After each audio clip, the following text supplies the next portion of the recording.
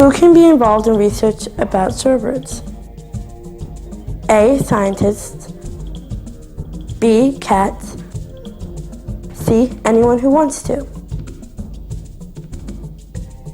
The answer is C. We can all be involved in citizen science and provide information to various bird organizations. Count shorebirds. Shorebirds have some amazing adaptations, and millions of shorebirds stop here on the Copper River Delta.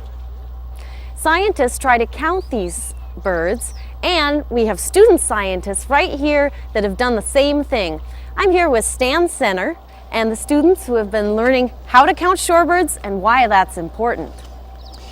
Counting shorebirds is really hard. This morning we've seen flocks of thousands of birds wheeling around the mudflats. So these students have been working on how scientists count shorebirds. Michaela, how did you proceed? What'd you do? Well, we tried 3 different methods in our class, and we found the most accurate one so we could use it here today. So you tried 3 different things. What was the first thing you tried? Well, we looked at different clips to guess on how to estimate whole flocks. And we've seen this morning that they're always moving, wheeling around. They're in big numbers. So how did it work trying to estimate a whole flock at one time? It wasn't easy, and it wasn't accurate either. Okay, thank you, Kyle. So how did you solve this problem? What was the next thing? We tried using a computer game in our class, and we could practice over and over again. And how did that work? It worked pretty well. We could get more accurate and score our guesses. And then you tried a third method, though. What did you do next? We counted fake birds using a grid method. A grid method. So what's that really mean? What did you do with the grid?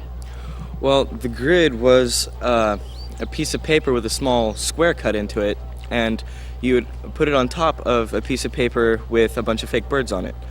Now you would count the different birds in the square and then multiply it by how many different squares you thought there were on the paper. All right, well that makes sense, and that's in fact exactly what biologists do. They'll count a small number of birds in part of a flock, and then they go from there and estimate a larger number. So now that we know something about how you counted these birds, Michael, can you tell us how many birds actually you saw today? We actually seen about 3,000 here today.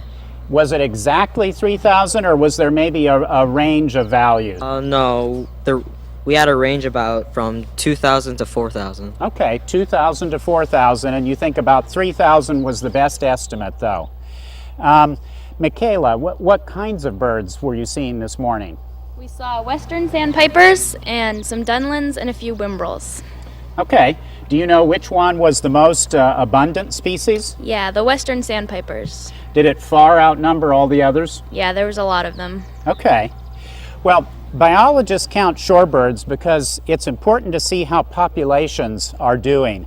As we've heard already today, shorebirds face many threats in their long migrations, the loss of habitat along the way. There can be storms, there are predators, there are all kinds of things. So from a standpoint of conservation, which is what the Audubon Society is concerned about, we need to know whether populations are increasing or decreasing, and it's really important to be accurate about that because you don't want to sound a false alarm. You want to have good data and know whether a population really is increasing or decreasing, and that helps people figure out what we can do in the way of conservation. Thanks, Dan, and thanks everybody for telling us about how many shorebirds are here today and why it's important to count them.